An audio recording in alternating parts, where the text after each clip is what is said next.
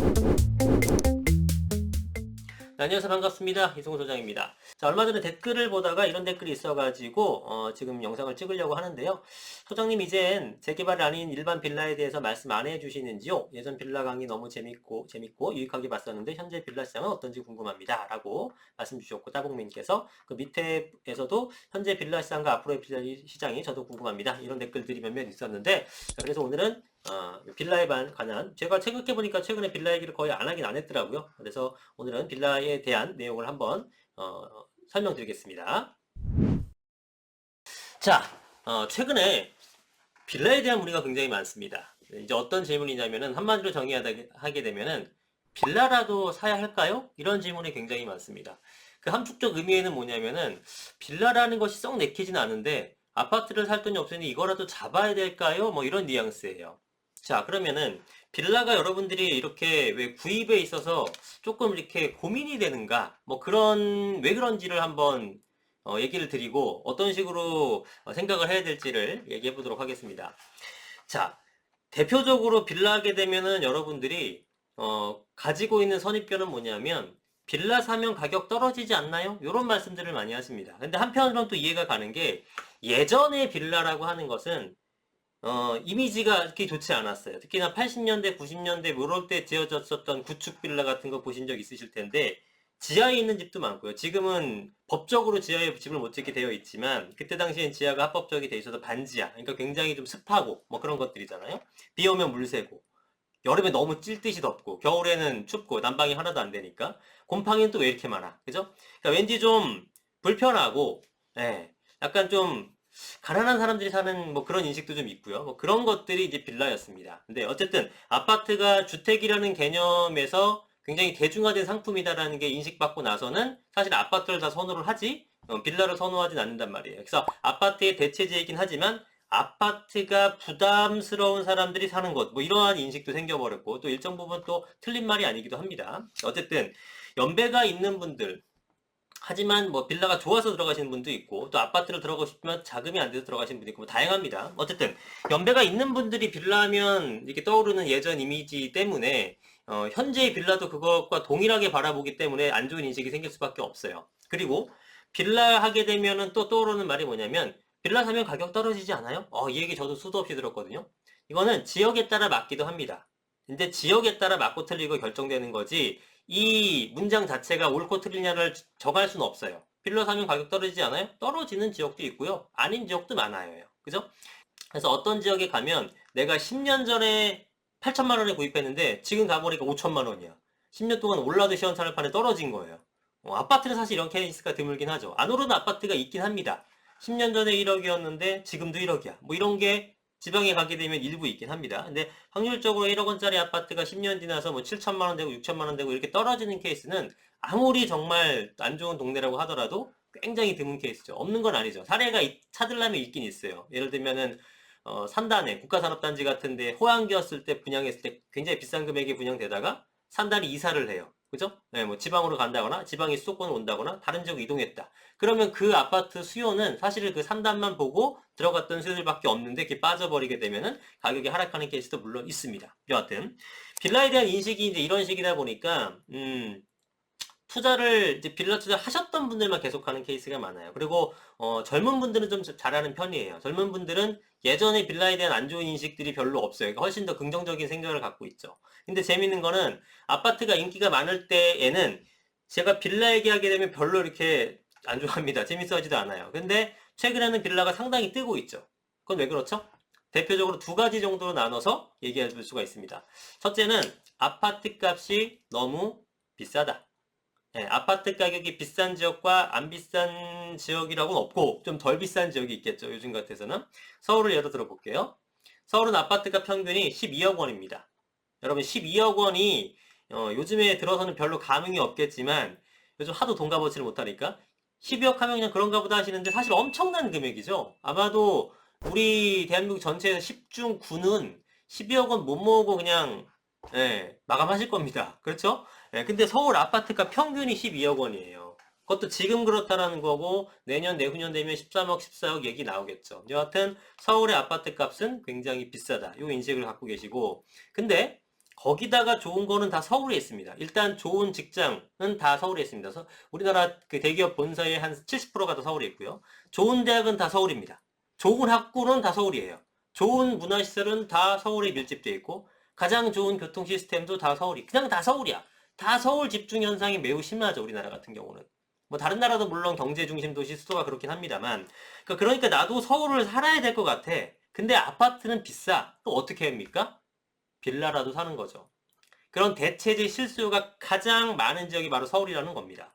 이런 지역은 아파트 값이 매우 비싸고 직장이 매우 많은 곳이라는 특징이 있어요. 직장이 있으니까 그 근처에 살아야 되지 집값 사다가 무조건 멀리서 출퇴근할 수는 없는 거잖아요. 그죠? 그러니까 직장이 많아야 되고 그 다음에 직장이 많은데 아파트 사면 아파트 들어가지 빌라 안 사요. 근데 직장이 많아서 내가 여기 살긴 살아야 되는데 아파트가 비싸서 빌라를 사야 될 수밖에 없는 환경. 이런 지역들이 빌라 수요가 많은 곳입니다. 대표적인 게 서울인 거고요. 그다음 두 번째는 이건 실수에 대한 얘기였고 두 번째는 투자 수요입니다. 투자에 대한 기대감으로 들어가는 게 투자 수요죠. 빌라를 사는 더 큰 이유예요. 실수요자보다 개발 기대감으로 사는 분들이 훨씬 더 많기 때문에. 자, 실수요가 많다라는 건 무슨 얘기입니까? 우리 하방 경직성이라고 얘기하죠. 하방으로 경직된, 그러니까 잘 떨어지지 않는 성질이 있다라는 거죠.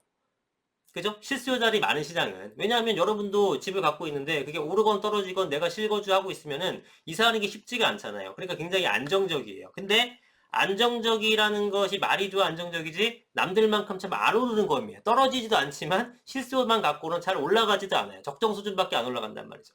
그러면 다른 인기 지역들은 폭발적인 성장을 하기 위해서는 필연적으로 외부에 있는 투자자들이 들어와서 매수를 해줘야 되는 거예요. 그럼 외부에 있는 투자자들이 들어와서 이 동네를 왜 살까요? 실거주하려고 사는 거예요? 당연히 아니죠. 호재를 보고 사두는 겁니다. 나중에 가격이 올라갈 걸 예상하고. 그런데 빌라에서 가장 큰 호재는 뭘까요? 아파트에서 가장 큰 호재는 뭐예요? 재건축입니다. 빌라 호재는 재개발입니다. 근데 아파트는 이미 땅을 최유효 이용을 한 거죠. 최유효 이용을 한 거기 때문에 간접적인 호재에도 가격이 많이 오릅니다. 내 거는 나름대로 만족하니까. 예를 들면 우리 그 집 앞에 지하철이 들어선다. 당연히 우리 거 멀쩡한 상태에서도 가격 팍팍 잘 오르잖아요. 공원 들어온다. 팍팍 잘 오르잖아요. 우리 집. 그죠? 아파트니까. 근데 주변은 진짜 똑같아. 우리 집 앞에 저기 뭐 지하철이 들어온다거나 우리 집 앞에 공원이 들어오는데 우리 집이 30년 된 구축 반지하야. 그럼 가격이 얼마나 반영되겠습니까? 그 호재가 있다고 하더라도. 별로 안 받을. 그러니까 오르긴 오르지. 옆에 아파트 5억 오를 때 난 2천만 원 정도 오르겠죠. 그죠? 그러니까 간접적인 호재를 제대로 받으려면은 내가 일단 내 자체가 일단 최소한의 격이 있어야 됩니다. 뭐 신축 빌라거나 아니면은 뭐 아파트라거나 최소한 이 정도가 돼야지만 가격이 반영되는 거지. 주변이 아무리 좋아져도 우리 집 가게 되면 우울한 집이라 가격이 잘 반영이 안 된다는 거예요. 그죠? 그럼 빌라는 대체 언제 가격이 오르느냐? 그런 간접 호재로도 가격이 잘 안 오른다면 재개발이 돼서 아파트로 바뀔 때 가장 많이 오르는 거죠. 평균 12억 원입니다. 자, 갭으로 사게 되면은 빌라 1억에서 2억, 뭐 몇천만 원으로 살 수 있는 것들도 많습니다. 몇 100만 원짜리도 물론 있고요. 그러니까 너도 나도 빌라를 사는 거예요. 응? 1억 정도 갭 내외로 사는데 재개발 구역 지정되면 아파트 반대 12억 원이라면 평균이 이게 얼마를 버는 거야? 그러니까 막 사는 거예요. 근데 여기서 중요한 건 서울이니까 12억인 거지 지방 가면은 아파트 가격 얼마예요? 한 4억 하나? 예. 물론 빌라도 더 싸요. 그 동네는 뭐 한 빌라도 1억밖에 안 하겠지. 그래도 갭이 3억 차이잖아요. 근데 서울은 아파트가 12억이고 빌라가 3, 4억밖에 안 해요. 그럼 갭이 얼마예요? 8, 9억입니다. 8, 9억. 그러니까 똑같이 투자를 하고도 어디가 더 많이 돈을 벌어요? 서울이죠. 그래서 저희 그 연구소가 빌라 거래를 정말 수백 건 해드렸는데 전부 서울만 해드린 거예요. 물론 경기도권에서도 서울급으로 취급받는 것들. 그거는 뭐 같은 논리로 아파트 가격이 비싼 동네니까 가격이 올라갈 여지가 있기 때문에 그렇게 거래를 해드렸던 거고 그런 것들만 이제 해드린 겁니다. 자, 서울은 지금 재개발이 열풍이에요. 오세훈 시장이 민간 재개발하죠. 그 다음에 정부에서는 공공 재개발 둘 다 난리도 아닙니다. 지금 열심히 하고 있어요. 너도 나도 개발한데 물론 여기서 실제 재개발이 될 지역은 소수예요. 어디가 될지는 몰라요. 되는 지역이 많을까요? 안 되는 지역이 많을까요? 안 되는 지역이 더 많습니다. 그럼에도 불구하고 왜 지금 사람들이 서울의 빌라를 못 사서 난리냐? 일단 되면 대박이니까. 그죠? 서울 아파트값 어마어마하잖아요. 자, 이해가 안 되는 분들도 있겠지만 이게 청약보다는 훨씬 당첨 가능성이 높아요. 이게 이해가 안 되면 청약도 이해가 안 되는 거예요. 이 청약은 정말 그 가능성을 뚫고 들어간다는 것은 좀 엄청난 행운아가 아니면 안 되는 건데 여러분들 그거 청약하면서 시간 다 허송세월 하고 있잖아요. 그죠? 전 그거보단 차라리 빌라 사는 게 훨씬 100배 낫다고 봅니다. 자, 왜냐면 서울은 만성 공급 부족인 거는 여러분들 다 알고 계시죠? 민간도 알고 있고 공공도 알고 있어요. 여야 막론하고 다 알고 있어요. 전문가 비전문가 상관없이 다 알고 있어요. 이게 그러니까 서울은 공급 부족이라는 것 때문에 공급을 해야 된다는 건 다 알고 있기 때문에 이게 시기의 문제일 뿐, 개발에 대한 시기의 문제일 뿐, 서울 공급은 필연적으로 개발이 됩니다. 근데 서울은 어때요? 나대지가 없어. 그래서 쉽게 말해 땅이 없기 때문에 빌라를 부시고 계속 그 공급하는 방법 외에는 없단 말입니다. 그러니까 앞으로도 재개발이 계속될 거라는 것은 사실상 맞는 얘기예요. 응? 서울의 재개발이 꾸준하게 이루어질 거란 얘기예요. 지금 내가 1억을 묻어두고 샀어요, 갭으로. 10년 뒤에 구역 지정됐어요. 10년 뒤? 아이고, 언제 기다려. 10년 뒤에 구역 지정되게 되면 여러분 대박 난 겁니다. 대박 난 거 축하드려요. 엄청 성공하신 겁니다, 투자가. 왜냐? 1억을 여러분들이 뭐 금리 좋은 곳에 적금 넣었다고 생각해 봅시다. 예? 한 3, 4% 되는 것들, 뭐 4, 5% 되는 것들, 뭐 그런 것들 한 10년 지나면 얼마 될까? 한 1억 5천 되려나? 그죠? 근데 지금 12억짜리 아파트가 10년 뒤에 얼마 돼 있겠습니까? 복리로 한 5%만 따져도 연 5%만 상승해도 한 거의 20억 가까이 될걸요? 18억에서 20억 될 겁니다. 대충 계산해봐도. 그러니까 급할 게 없어요. 서울의 아파트는 지속적인 우상향이잖아요. 일찍 지정되면 땡큐. 지정되는 대로 좋은 거고 일찍 지정이 안 되더라도 아파트 가격 계속 올라가고 있으니까 사업성이 계속 좋아지는 겁니다. 내 빌라가. 그죠? 아니, 지금 서울, 지방 말고 서울 투자라는 이유가 뭐예요? 아파트가 비싸서 그렇잖아요. 이렇게 투자라고 해서 샀는데 12억짜리 받는 거잖아요. 10년 뒤에는 1억짜리 지금 우리가 사갖고 20억짜리 받는 거예요. 결국은 가격이 계속 올라가는 구조래니까, 서울에서는. 그러니까 이런 메커니즘을 아는 사람은 빌라 투자를 해서 계속 재미를 보고 있는 거예요. 네? 그러니까 뭐 미리 해도 됐고 나중에 돼도 좋아. 어차피 그동안에 가격이 올라갈 테니까, 서울 같은 경우에는. 저도 빌라로 돈을 번 사람이잖아요. 제가 예전 영상에서는 많이 말씀드렸는데 제 사례 같은 것들, 뭐 최근에는 제가 말씀 안 드려서 모르시는 분도 많겠지만, 저도 2006년도였나요? 네, 그때 뭐 1년 열심히 해서 800만 원 벌어갖고 부천 원정동에 투자해갖고 그게 두 채 샀는데 뭐 3,700, 4,200 그 벌어가지고 면목동에 가서 또 몇 채 빌라 사가지고 또 불리고 용산에서 잠깐 또 헤매다가 또 상도동 가서 또 불리고 뭐 이런 식으로 해서 빌라 투자로 돈 모은 다음에 이제 아파트 투자하고 이런 식으로 해서 성장을 했단 말이에요. 그러니까 서울에 있는 빌라는요, 여러분, 꾸준하게 가격이 상승합니다. 물론 여기서 더 상승할 거를 찾는 것들은 저희 몫이겠죠. 이런 그 저희 전문가들의 몫이겠지만, 어쨌든 서울 쪽에 있는 빌라를 투자하는 거에 대해서 여러분이 의구심을 가질 필요가 없다라는 거예요. 아시겠죠? 예. 자, 결론을 내볼게요. 정리를 좀 해보겠습니다, 여러분들.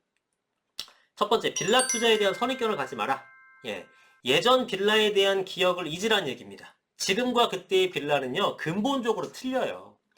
예전에는 빌라 업자들이 또 가난했어요. 그러니까 좋게 지을 수가 없어요. 좋게 지었다가 분양 안 되면 어떡합니까? 안 돼요. 근데 지금은 전체적으로 가격이, 근데 지금 짓는 빌라는 평당 가격으로 따지면요, 아파트 이상입니다. 평당 가격 자체는 아파트보다 더 비싼 것들 빌라가 많다니까요. 물론 이제 금요일 경제라는 측면에서 또 따져봐야겠습니다만 건설 원가 차이가 거의 없어요. 그 정도로 빌라의 품질이 대폭 상승했다라는 겁니다. 이걸 알고 계시기 때문에 빌라 투자에 대해서 빌라 사면은 막 그 허름하고 뭐 곰팡이 쓸고 관리만 잘해주면 아무 문제 없어요. 그리고 관리 업체들도 요즘에 전문 관리 업체들한테 맡기게 되면요 신경 쓸 게 거의 없습니다. 두 번째, 서울에 빌라를 투자하셔야 됩니다. 서울에 빌라를 투자하셔야 된다는 겁니다. 내지는 서울급 정도로 아파트가 비싸서 빌라 수요가 많을 지역들.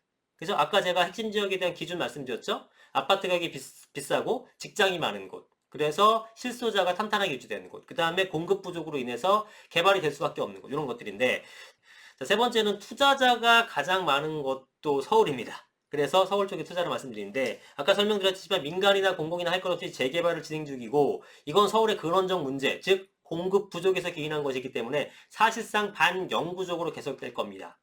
그러니까 여러분이 산 물건은 언젠가는 재개발된다라는 신념으로 구입하시면 됩니다. 어디에? 서울에다가.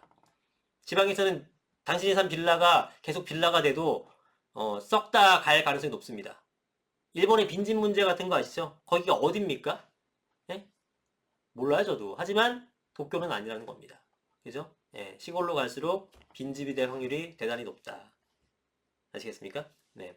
자, 부동산은 이 부동성이라는 게 있잖아요. 움직이지 못하는 성질이 있기 때문에 이걸 지역별로 이원화해서 살펴봐야 되는 거예요. 확대 해석에 우리가 가장 많이 나오는 분야가 부동산 시장 같아요. 제 판단으로는. 지역별로 다르게 분석을 해야 되는데 유통이란 과정이 없기 때문에 그냥 다 똑같이 해. 대표적인 오류가 뭡니까? 인구 줄어들면 부동산 가격 빠지겠네? 그냥 그런 주장하시는 분들은 그냥 가볍게 패스하세요. 부동산을 전혀 모르는구나. 전혀 모르시는 분들이구나. 이렇게 생각하시면 됩니다. 예, 지금 머릿속으로 제가 드린 말씀 잘 정리하고 계시죠? 예, 어려운 얘기는 아니지만 정리 잘 안 되시면은 영상 다시 보시면서 이제 다시 메모하시면서 보세요. 예, 소액으로 투자할 수 있는 기회가 이제 많이 남지 않았습니다. 자, 네, 최종 정리해 드릴게요. 아파트를 구입할 자금이 없는 분들은 서울의 빌라에 투자해라. 단, 어떤 빌라에 투자해야 할까요? 그것에 대한 정답은 다음번 영상을 따로 만들어서 알려드릴 예정입니다. 예, 좀 급하신 분들은 뭐 저희 사무실 연락 주셔서 뭐 개별적인 상담을 받으셔도 됩니다. 개별적인 상담을 받으셔서 미리 뭐 이렇게 매물을 찾으셔도 되는 부분이고 조금 여유가 있어요 난 그러시면은 다음번 영상에 또 말씀드리도록 하겠습니다. 좋은 물건 찾고 싶으신 분들 그리고 빌라 투자에 대해서 이 영상을 보고 투자해야겠다 마음 먹으신 분들은 전화 주시면 저희가 상세한 설명도 같이 드리고 좋은 매물도 같이 소개시켜 드리도록 하겠습니다. 자, 오늘 어쨌든 영상 보시느라 수고 많으셨고요. 다음번에도 찾아뵙겠습니다. 감사합니다.